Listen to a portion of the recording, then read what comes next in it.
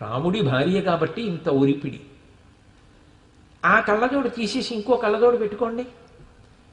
రాముడి భార్య కాబట్టే లక్ష్మి అని కూడా అనరు. మా అమ్మ సీతమ్మ అంటారు.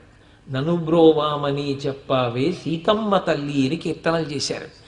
ప్రతి ఇంట సీతమ్మ పేరు పెట్టుకుంటారు. అమ్మ అనగలరు, సీతమ్మ తల్లి అంటారు. ఎంత పేరు ప్రఖ్యాతులు దేని వలన వచ్చాయి?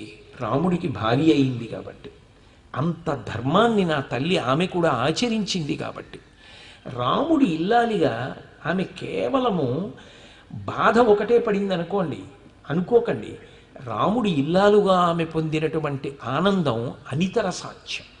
ఎందుకో తెలుసా? రాముణ్ణి చూసి మోహించని వాళ్ళు ఉండరు రామాయణంలో. విచిత్రం ఏమిటంటే మునులు మోహించారు ఆయన్ని. ఆయన గురించి చెప్తూ సర్వసత్వ మనోహర రూపదాక్షిణ్య సంపన్న ప్రసూత జనకాత్మజే అంటారు హనుమంతటి వారు. సమస్త భూతములు వశపడిపోతాయి. రామ కమలపత్రక్ష, అసలు ఆ కళ్ళ సౌందర్యం సార్. అకారణంగా చెట్లు పువ్వులు పూస్తాయి, అకారణంగా చెట్లు కాయలు కాస్తాయి, పళ్ళు పండుతాయి. అది రాముడి గొప్పతనం. రాముణ్ణి సకల భూతములు ప్రేమిస్తాయి. ఇంత ప్రేమించడం కాదు, ఆయన కోసం అరులు చాచని వాళ్ళు ఆ రోజుల్లో లేరు. శూర్పణఖ దగ్గర నుంచి ఎందరో రాముణ్ణి మోహించారు.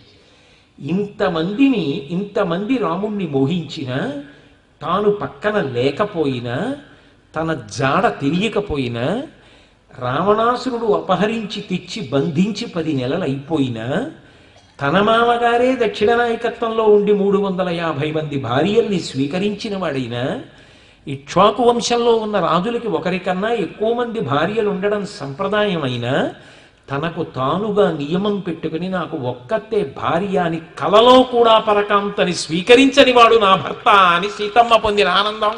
హనుమ వచ్చి సుందరకాండలో సీతమ్మతో మాట్లాడుతున్నప్పుడు ఎలా ఉన్నాడు రాముడు?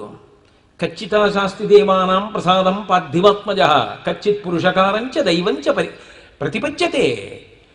రాముడు తన కర్తవ్యాన్ని తాను చేస్తున్నాడా? పౌరుషాన్ని మరిచిపోలేదు కదా, పురుష ప్రయత్నాన్ని వదిలిపెట్టలేదు కదా. అలాగని కేవలము పురుష ప్రయత్నం ఒక్కటే చేసి దైవమును ధిక్కరించట్లేదు కదా. దైవానుగ్రహమును అపేక్షిస్తూ పురుష ప్రయత్నం చేస్తూనే ఉన్నాడు కదా. నేనంటే విశేషమైన ప్రేమ కలిగిన రాముడు నేను కనపడకపోతే విచలితుడైపోతాడు. ఆ కారణం చేత రాముడు ధర్మానుష్ఠానమునందు వైక్లభ్యమును పొందలేదు కదా అని సీతమ్మ అడిగినప్పుడు ఆమెకి నిజానికి మనసుకి పన్నీటి జల్లేమిటి అంటే, హనుమ శిరస్యంజలి మాధాయ తల మీద చేతులు పెట్టుకుని నమస్కరిస్తూ ఒక మాట అన్నారు.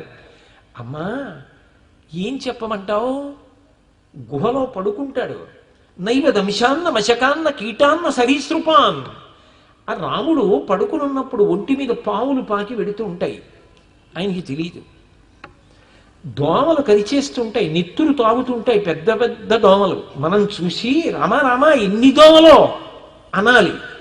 ఆయన పరధ్యానంగా ఉంటాడు. ఎందుకో తెలుసా అమ్మా? ఎప్పుడూ నిన్నే తలుచుకుంటూ ఉంటాడమ్మా. నీ మీదే మనసు పెట్టుకుని ఉంటాడమ్మా. నీ కోసం ఆలోచిస్తూనే ఉంటాడమ్మా.